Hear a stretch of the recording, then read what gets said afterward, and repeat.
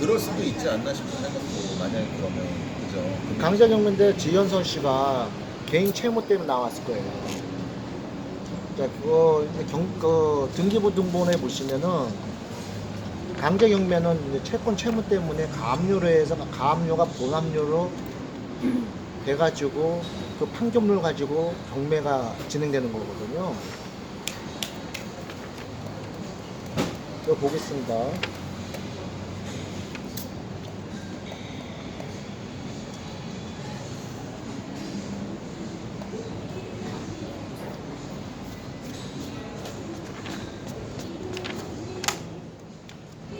등기부도 깨끗해요. 깨끗한데 개인 채무죠. 이럴 수는 있어요. 강제 경매는 개인 채무는 금액에 상관없이 억한 감정 때문에 하는 경우도 있어요. 그러면 저기 취하될 확률이 또 낮아요. 이런 경우 개인적인 그런 감정 때문에 아, 감정. 몇백만 원 때문에 취하 안 해주고 끝까지 버티는 사람도 있어요. 아, 타인과의. 네. 타인과가 아니라 엿먹어라 이거네. 엿먹어라 이거죠. 그러니까. 그러니까 권 씨가 소유주인데 야 1,000만 원 갖고 왜 그래? 나 1,000만 원 줄게. 싫어 나 1,000만 원도 싫어. 너 한번 끝까지 가보자. 그런 경우가 꽤 있습니다. 세상. 강제 경매. 그래서 그 건물이나 토지의 부동산 가격보다 너무 작다 취하될 것 같다 하지만 강제 경매는 그럴 소지가 꽤 있습니다. 개인적인 어떤 감정 때문에도 하는 경우가 있어요. 개인과 개인 간에도 강제 경매가 이루어지네요. 저기 계속 출석하시면 아실 텐데 세금을 안 냈거나 뭐 국세를 안 냈거나 이럴 때 아주 개인도 내요. 개인도 예를 들어서 지 씨가 경매라든지 다른 것 때문에 채무가 생겼어. 채무는 따라가고 사람 따라 채권은 딱 사람 따라가는 거예요. 법인 등기부등본이 갑구 을구가 있잖아요. 갑구는 소유권에 관련된 상황하고 압류 가압류만 나온 거고 경비 개시결정. 을구는 그 이외의 권리가 다 나오는 거죠. 근저당, 저당, 근저당, 아, 아니구나. 근데 누군지는 안 나와있고 이런 담보가등기, 전세권, 임차권, 지역권, 지상권 쭉 등기부등본이 나오죠. 없구나 지금. 근데 이 소유주가 채무가 있는 거예요. 개인한테, 지 씨한테. 근데 지 씨가 맞잖아. 지현서가 가압류를 먼저 채권자잖아. 걸어놔. 이만큼 가압류는 뭐다? 그 사람이. 먼저 본 압류하기 전에 1,000만 원짜리 이 사람이 다른 거 딴짓 못하게 딱 잡아놓는 거예요. 소송 전에 하는 거예요. 소송 전에 돈을 가압류. 빌려줬다는 근거 하에 이 사람은 지 씨는 움직이는 거겠죠? 돈을 빌려줬다는 근거가 법에서 받아들여지면 가압류가 받아들여집니다. 가압류를 해놓고 가압류를 하는 건 이게 선생님 여기 보면 이게 관련 사건이 대여금 이렇게 나와 있는 네네. 그죠? 그게 네. 이제 빌려줘서 빌려줘서 그랬다는 게 나와 있는 거죠. 거죠. 지급 명령이 나왔죠. 지급 명령이 나와 있다고 이렇게 보면 관련 사건, 관련 정보 아 지금 명령. 이게 있네요. 그래서 이렇게 해서 강제 경매 올렸다고. 맞습니다. 돈 빌려서 아무것도 안 갚은 거죠. 돈 빌려서 이제 안 갚은 거예요. 근데 이 사람이 이거에 대해서 가압류 현재 여기서 그냥 취할 수도 있어요. 그래 돈만 주면 취하겠죠. 근데 너 지금 이 엿먹 금액이 여기 보면 1,000만 원이잖아요. 네네. 그럼 이 1,000만 원 1,000만 원도 때문에 이자까지. 와, 그것도 이 큰 거를 그러니까 진짜 금액이 이렇게 적은데. 넣는구나. 그러니까 이제 감정에 어떤 골이 깊어져가지고 이거는 이제 엿먹으라 하는 거지. 돈이 이제. 문제가 근데, 아니고 이제 열받아서. 그 사람이 뭐 박살 내겠다. 야, 이 사람 권 씨는 진짜 너무 속이 타겠다. 그렇지? 4억 6천짜리가 2억 2천까지 내려와. 근데 이게 대학력 있는 임차인이 얼마인지 뭔지를 모르니까. 여기서 이제 다시 한번 근데 할게요. 갚아버리면 되는 거 아닌가? 아니죠. 이제 우리가- 갚아도 아, 내가- 인수해야지. 아니 그 일단 우리는 대형견이 상관없고 이 사람이 지금 이제 아 이 사람이 경매 1,000만 원을 넣었잖아요. 줘도 안 한다고. 안 한다 그러네. 경매 취소를 네. 안 해.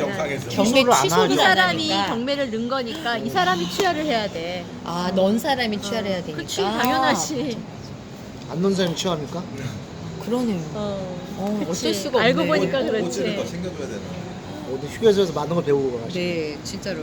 그러면은 생각해보면 아는 이제 건데. 우리가 세상 그렇게. 요걸 보면 스토리를 이제 껴맞출 수 있잖아요. 우리가 얼마 전까지 몇 달 전까지만 해도 몰랐잖아. 이게 뭐 강제경매는 뭐고. 근데 이걸 이제 내용을 알면은 접근하기가 쉬워요. 경매에 대해서.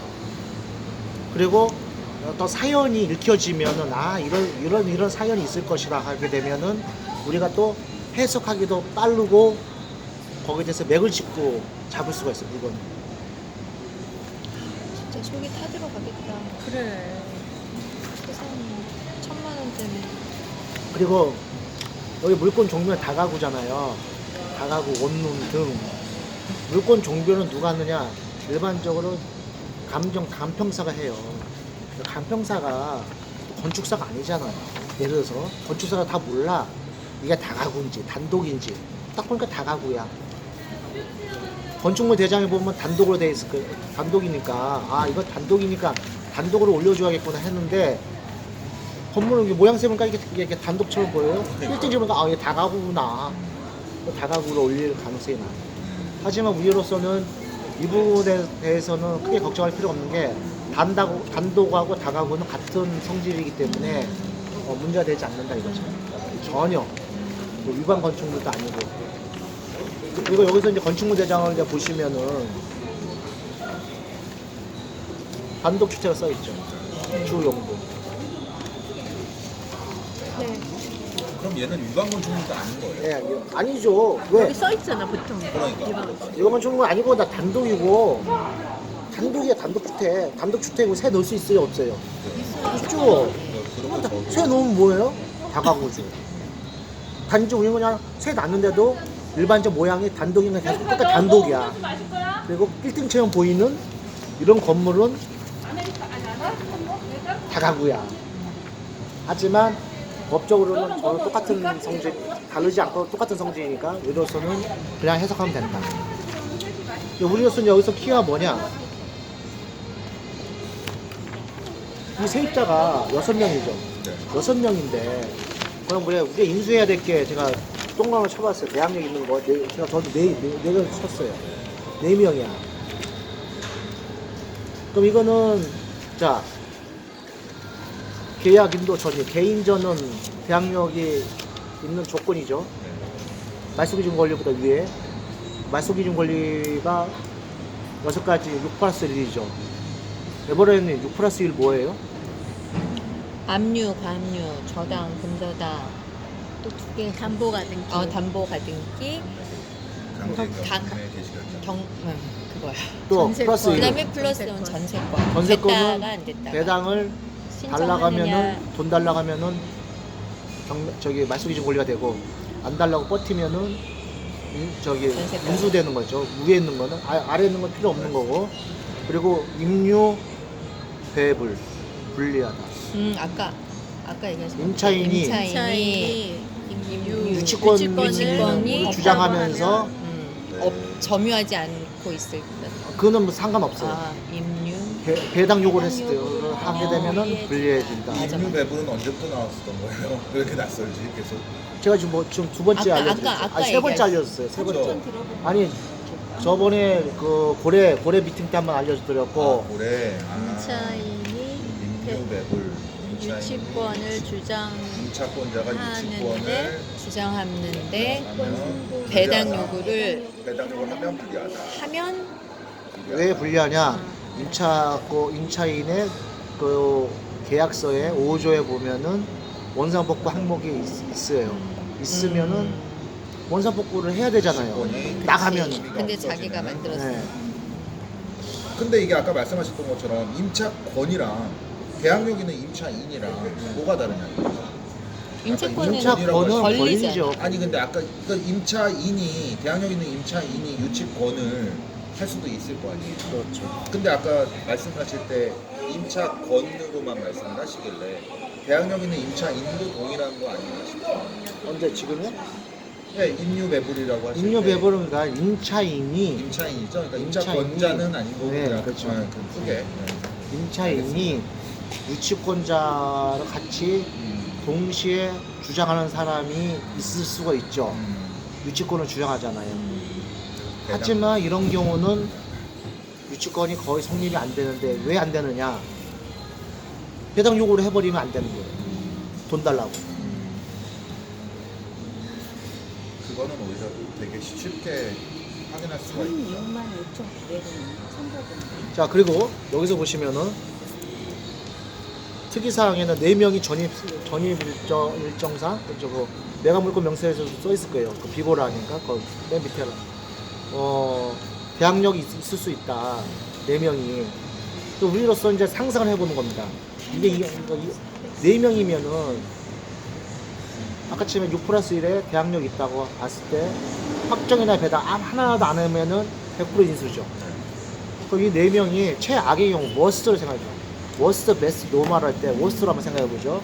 이 사람들이 다 전세권자다. 보증금이 있는 그냥 월세가 아니야. 순수 전세권자다 하면은 배당 요구도 안 했어. 그러면 100% 인수죠. 네. 그러면 최소한 만약에 5천만 원씩이다. 4명이면 2억. 그러면 우리가 2억 2천인데 2억 5천에만 낙찰을 받았어. 2억 5천에 낙찰을 받았다면 플러스 2억이 우리가 추가로 부담해야 될 상황이 있을 수가 있겠죠. 그러면 4억 5천에 그 값을 주고 우리가 이제 대가를 주고 가져오는 거죠. 그럼 이게 4억 5천이 가치가 있느냐 없느냐 그걸 판단할 수 있겠죠. 선생님 근데 그거는 전혀 알 수 없어요. 입찰 들어가기 전까지는. 네네. 이 사람들이 그렇구나. 그 권리 신고할 때 그 신고를 안 해서 금액을. 가서 근데 자기가 받으려면 신고를 할 것 같은데. 여기서 4명 중에서도 또 자세히 보세요. 재밌어. 왕순이가 2명이야. 네? 왕순이. 왕순이요? 왕순이가 어딘데요? 아 사람 이름이네. 왕순이 아니 그러니까 왕순이. 하나인데 여기서는 뒤에서는 매각물건 명세서에는 그러네 한 명인데. 왕순이 한 명인데 여기는 여기서 또 뒤에서 왕순이. 부산항공사 공사인 점유자. 매각 물건 명세서 상에는 어떻게 됐어요? 여기는 2명이라고. 왕순인데 전입일자도 다르네. 자 그러면 생각해보세요. 어째 두 사람이 이 사람은 될까? 점유하고 있는 사람이고 왕순이. 그러네. 자 그러면은 이를 동명이인인가? 왕씨가 많지 않잖아요. 그것도 왕순이. 거기다 또 순위가 많잖아요. 왕순이도 아니고 엄지는 모르겠는데 왕순이 그 순위. 재밌죠? 그래서 여러분들 항상 할 때 다가구는 이렇게 하십시오. 이렇게 칸을 만들어 보세요. 그 뭐야요? 아 호수를 1, 2, 3, 4 해가지고 이름 다 적어보세요. 그러면 한눈에 판단이 되겠죠. 이름을 적다 보면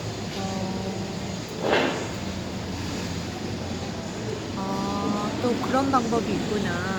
그러니까 이걸 가지고 자꾸 그냥 글만 보지 말고 표를 만들어 보시면 간단해요. 다가구. 다가구는 19세대까지 할 수 있죠. 네. 그 다음에 연면적이 몇이에요? 160. 쭉쭉이 660. 660제곱미터. 그 지사는 지사는 아니라 저거는 고시텔은 글쎄 모르겠는데. 500제곱미터 이하. 고시텔은요? 네. 150평 이하. 그 고시텔은 5층 이상이면은 피난 계단을 다시 하나 더 만들어야 돼요. 따로. 고시 원과 고시 텔이 또 달라요? 같은 말이죠. 우리 모텔이나 여관이 비슷하잖아요. 그럼 아까 그 왕눈이 2명에 대한 부분은 왕순이. 왕순이 건 아니고 아까 왕눈이 얘기했다가 그게 그냥 아니에요, 저희도 익숙했어요. 나 개구리인 줄 알았어. 이거 어떻게 해석해야 되는 거예요? 자, 그러면은 몇 호예요, 왕순이가? 몇 톤지도 나왔어요? 저는 301호인데. 내가 파악한 거는. 어떻게 파악했지? 알지? 여기 아. 있다. 여기 있다. 301호 왕순이. 301호 왕순이 세대가 전입되어 있음. 또 하나 왕순이 여기 있네. 근데 이 여기는 사람이 없어, 몇 톤지는. 204호. 없죠? 왕순이 301호밖에 없죠? 네. 자, 그러면은 이제 우리가 여기서 다시 한번 배울게. 매각물건 명세서나 이런 현황조사서가 중복으로 기재할 수도 있어요. 그럼 우리가 현재 4명이라고 생각했잖아요. 여기서 1명은 중복이 될 수도 있어요. 왕순이 같은 경우. 그 3명은 줄겠죠. 네네네. 여기 전입세대 열람 나와 있어요. 잘 가져왔어요. 자, 전입세 어디서 열람. 어디서 거기 찍었어? 있어요, 똑같이. 여기에는 다 옵션에. 어차피 하나네 매각 물건 그러니까 하나가 들어. 기록을 중복으로 해. 그러니까 왕은 없네? 왕씨는 왜 없네? 날짜가 10월 이거는 어차피 이건 무시해도 되는 게 자, 둘, 넷, 6명 맞는데 왕씨가 없네. 선생님 아까 301호였나요? 저희? 301호. 아, 그건 없구나. 근데 부장님 어차피 여기 매강문 여기서 4명은 왕순이, 이대용, 정경이, 하상우잖아. 그럼 이대용 이 사람이랑 왕순이가 같이 사나 보다. 왜? 그렇죠. 아니, 아까- 이대용은 아 여기 이제 105, 104, 204, 이대용은 202호, 네, 맞아요. 맞습니까? 네. 하상호는 204호, 204호요. 정경이는 203호, 네. 그다음에 203호가 두 명이다. 이준호는 304호, 304호. 304호가 이게 두 개 하나 304호가 없다. 그죠? 그다음에 한설매가 403호, 403호. 그다음에 4층은 다 안 했다. 왕순이는 301호. 301호도 없어. 다 안 나와 있네. 이거 주소 잘못 막 붙어 있나? 자, 그러면은 이제 여기서 여러분들이 이제 헷갈리잖아요, 자꾸. 그럼 칸을 그려 이렇게.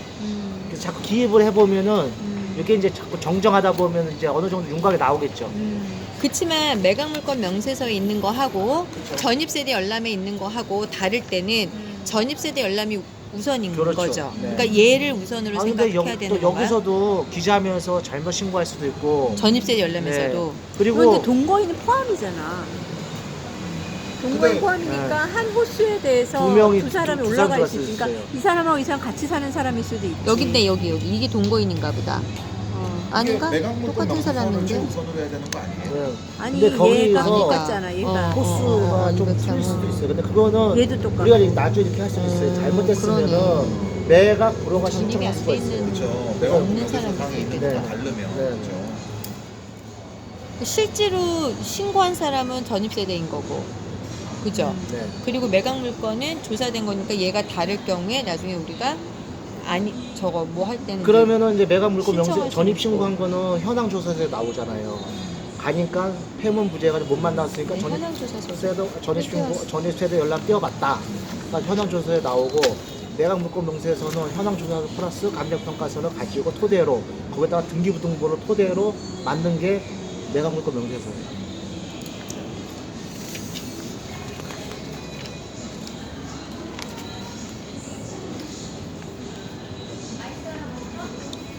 이게 되게 애매한 게 그리고 자 잠시 보여주죠. 여기서 외곽물건 명세서 이 사람들도 법원에서도 피해 나갑니다. 뭐냐면 뭐뭐라고 주장함, 인용구를 쓰잖아요. 단정이 아니잖아요. 확정이 아니잖아. 뭐뭐뭐 주장함, 뭐 몇 호에 살고 있다고 주장함. 그런 거는 이 사람들도 법적으로 피해 나가겠죠. 만약 안 맞다 하더라도 우리가 이의 제기를 할 수 없는 부분이 있죠. 내가 좀 소홀했더니 힘드네. 그렇지? 아유 계속 녹화는 되고 있었습니다. 요즘 높았나 보다. 자, 그리고 여기서 다시 한번 나의, 잡아줘야 돼? 나의 아니 손길이. 이렇게 하면 돼요.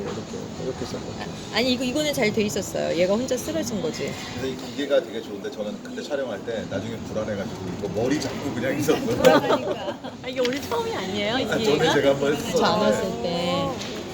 근데 그때 뭐 5분, 3분 그때 녹화가 됐어. 그래서 내가 안 올려버렸어. 나중에 무서워서 머리 잡고서 잘했는데 어렵더라고. 자, 그리고 여기가 이제 자세히 보시면은 이게 이제 평면도예요. 네. 그리고 요걸 보시고 요즘은 원룸 잘 안 써요. 사람들 선호 안 해. 1.5룸, 2룸 정도도 있어야 돼요. 그래서 원룸만 단일 원룸만 구성되어 있다 하면은 좀 더 보수적으로 접근할 필요가 있겠죠. 한 층에 이게 4개 내가구인 네 개 거예요? 호수가 있네. 네. 야 그럼 5천만 원은 안 되겠다. 원룸이면은 그죠? 보증금이 2호 5천만 같은 원까지 경우는 안 가겠는데? 2호 같은 거, 3호 같은 경우는 투룸으로 만들어 놨고 그러네요. 2, 3호는 1호, 4호는 그냥 완 4호는 그냥 통으로 원룸. 2호, 3호가 투룸이 아니고 제가 1.5룸 같이 생긴 거예요. 1.5룸. 네, 1.5룸 네, 스타일이지. 그건 어디야?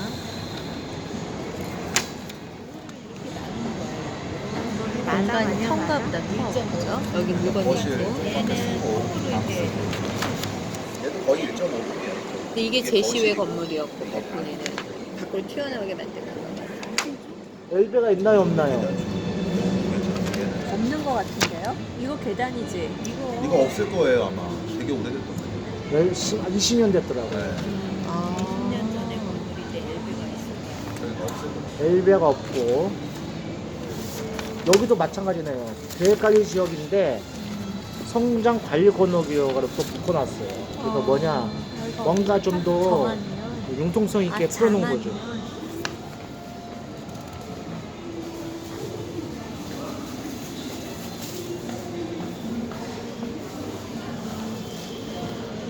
그리고 제시의 여기 발코니가 잘 보십시오. 1.5m까지는 서비스 면적이거든요. 용적률은 안 들어가요. 그래서 매각 외로 들어간 겁니다.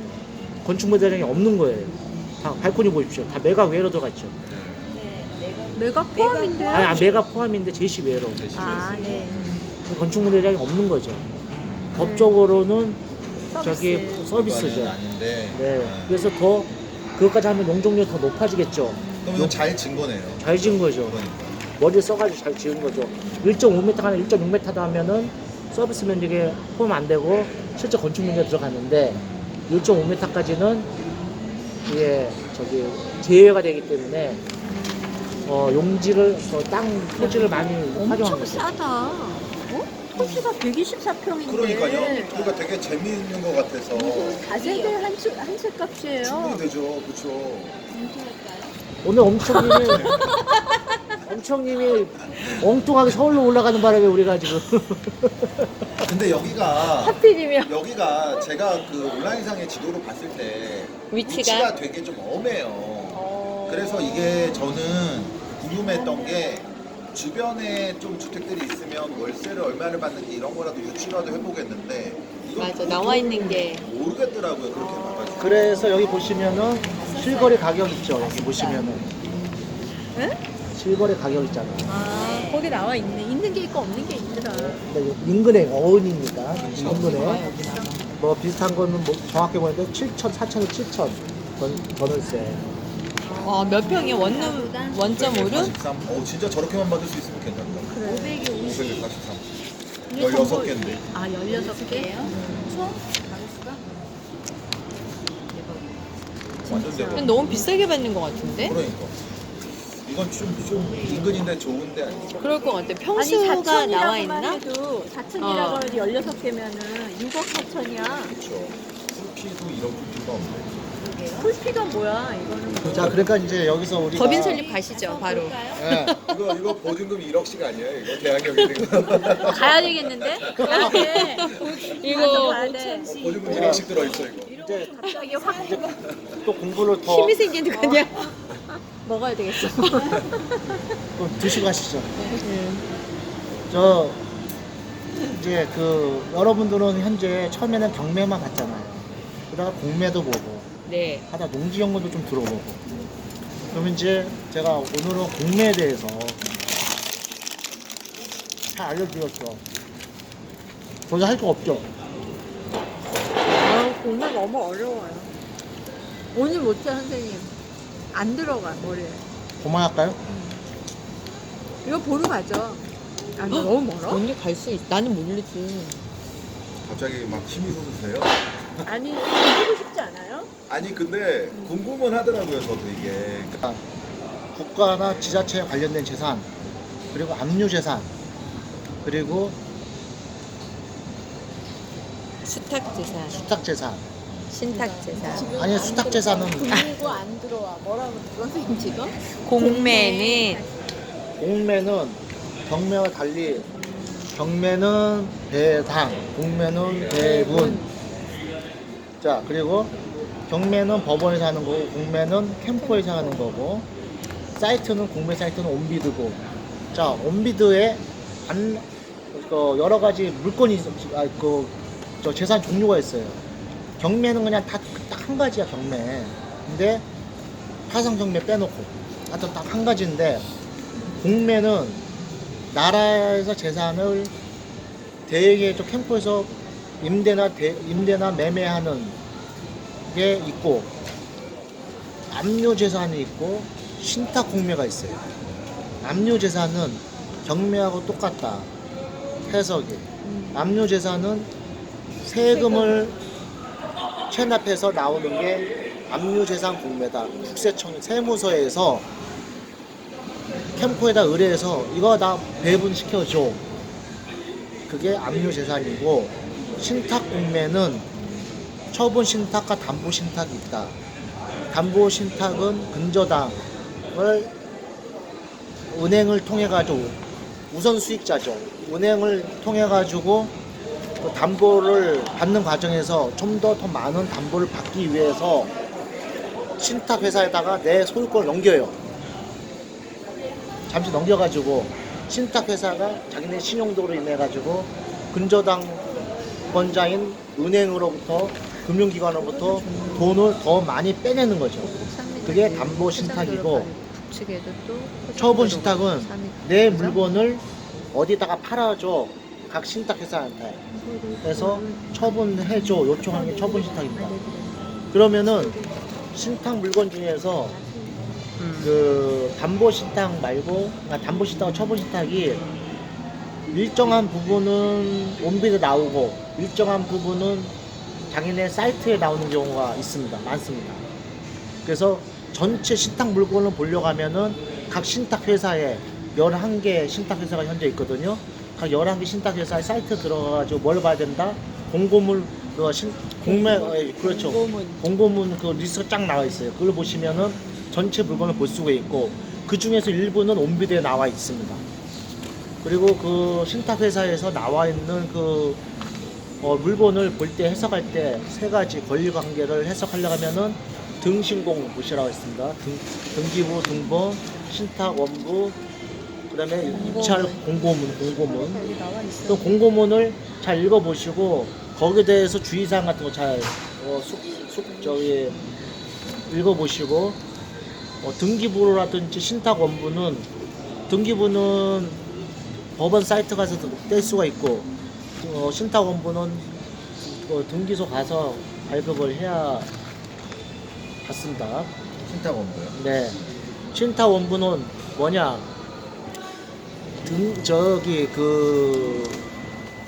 신탁 회사가 소유권을 너무 갖고 오잖아요. 그럼 밑에 신탁 원부가 딱 뜹니다. 등기부 등본에. 그 신탁 원부 그 번호가 있거든요. 그거를 발급받으면 됩니다. 번호. 그리고 신탁 공매는 걔네들이 이제 갖고 있는 그 물건이 여러 가지 있어요. 토지도 있고 건물도 있고. 그게 제 원하는 날짜에 안 팔리면은, 몇 번 해도 안 팔리면은 수의계약을 내놓는 경우가 간혹 있습니다. 수의계약을 내놓는 거는 많은데 여러 번 유찰이 돼가지고 뭔가 문제가 있든지 아니면 안 팔리든지 해가지고 수의계약 물건 내놓거든요. 그 수의계약 물건을 잘 보시면은 돈 되는 물건도 꽤 있습니다. 그래서 우리는 굳이 경매보다는 공매가 좀 더 경쟁률이 약해요. 사람들 덜 봐. 왜? 권리관계가 복잡하고 명도가 어렵다고 해서. 하지만 신탁 공매는 명도가 할 필요도 없는 경우도 있어요. 비어있는 경우가 꽤 있습니다. 그래서 그것도 반드시 확인하셔야 되고, 아까 지금 우리 확인했잖아요. 집이 살고 있는지 없는지. 근데 그것도 확인해보고, 또한 공고문에 나와 있는 담당자들이 있어요. 신탁 회사 담당자한테 전화해봐가지고 있는지 없는지도 크로스 체크해보시고, 또 전입세대 연락도 띄워보시고. 그게 신탁 공매에 접근하는 방법이고, 신탁 공매에서 근린생활시설이 간혹, 그래서 85제곱미터 이상이면은 부가세가 붙습니다. 주거용도. 근데 부가세를 공매나 그 처분할 때 부가세 제외인 경우가 있고 부가세 포함인 경우가 있어요. 부가세 제외인 경우는 우리가 만약 1억에 사왔어. 그럼 부가세가 제외인 거는 부가세 금액을 또 넣어야 됩니다. 근데 부가세는 토지에는 부가세가 없습니다. 그러면 그 부동산이 가격이 형성될 때 토지 플러스 건물의 가격이거든요. 토지가 만약에 30원이야, 건물이 70원이야, 그러면 전체 100원이죠. 그럼 부가세는 7원이 붙어요. 그러면 그게 7원이 포함돼서 팔리는 경우가 있고, 전체 금액으로 제외돼서 팔리는 경우가 있습니다. 후자인 경우에는 반드시 우리가 확인을 해가지고 추가로 또 돈을 내야 돼 7원을. 근데 만약에 포함돼서 팔리는 경우는 우리한테 좋은 팁이 되는 게 대출을 신탁회사 물건은 대출이 잘 나오는 편이 꽤 많습니다. 그 대출을 받을 때 80% 받는다. 예를 들어서 80% 받는다 하면은 부가세 포함된 거는 대출을 같이 나와 버려요. 그리고 우리가 사업자를 낸 상태에서 그 물건을 가져왔다. 그러면은 부가세 환급도 받겠죠. 그게 세금의 팁입니다. 근린 상가, 근생. 근생이라든지 그리고 건물도 마찬가지예요. 건물도 국민주택 85제곱미터 이상인 경우는 부가세가 있습니다. 부가세를 포함해서 냈다 하더라도 나중에 사업자 내고 나서는 다시 환급해서 받을 수 있다고요? 네네네. 뭐 그리고- 내도 상관없네. 네네. 그러니까 그 법인은 그 계약하기 전에 20일 전인가 설립을 해야 된다는 그 사업자 그런 규정이 있거든요. 그건 한번 세부적으로 좀 더 확인해 보시고 또 하나 또 팁은 이 부가세 말고 우리가 신고할 때 세무서에 신고할 때 그 취득세 할 때는 지방세 세무과에 신고하죠. 세무대 신고할 때 취득가액을 인정 안 해주는 경우가 있어요. 나는 이거 100원에 샀어. 100원에 샀어. 하지만 100원에 산 게 아니라 그 지자체 그 세무과에서는 그 시세 표준액인가 표준표가 있어요. 야 이거 100원 아니야 120원이야. 그러면 세금을 지자체에서 더 매기기 위해서 어떻게 하느냐 120원에 대한 걸 적용을 시켜버려요. 하지만 우리는 거기서 경매는 상관이 없어요. 경매는 취득가액이 있다고 공개가 되니까. 하지만 일반 거래는 취득가액의 공개가 객관적이라고 안 믿어주는 거예요. 지자체에서. 하지만 믿을 수 있게 하는 방법이 하나 있어요. 우리가 법인에서 사면은 장부 원장 원부를 카피해서 갖다 주면 됩니다.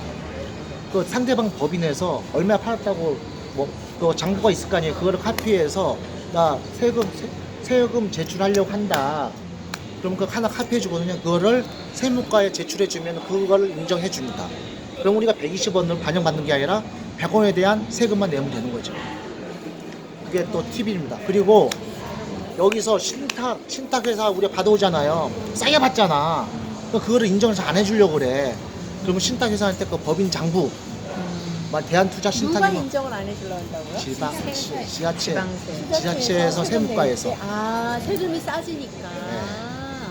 그러면 법인 장부를 그래서 법인- 그러니까 그쪽에서 내가 받았던 데 가서 그 판 가격 뭐 이거를 이제 개인은 달라는 인정 안 거죠. 해주죠. 개인끼리 거래. 어. 그래서 다운 계약서 얘기가 나오는 거예요. 그러니까 신탁회사나 법인이나 신탁회사나 법인에서 사게 되면은 상대방 법인의 장부를 하나 카피해달라. 아니 내가 그 물건을 공매로 취득했으면 공매 낙찰이 뜨잖아요. 그러면 그럼- 그게 저는 지금 현재 신탁회사 얘기한 거죠. 아, 공매는 상관이 없어요. 다 근거가 나오니까. 근데 경공매 상관이 없는 신탁이나 또 개인 간의 거래에서 법인에서도 살 수도 있잖아요. 갑자기 왜 신탁으로 넘어갔어요? 헷갈려.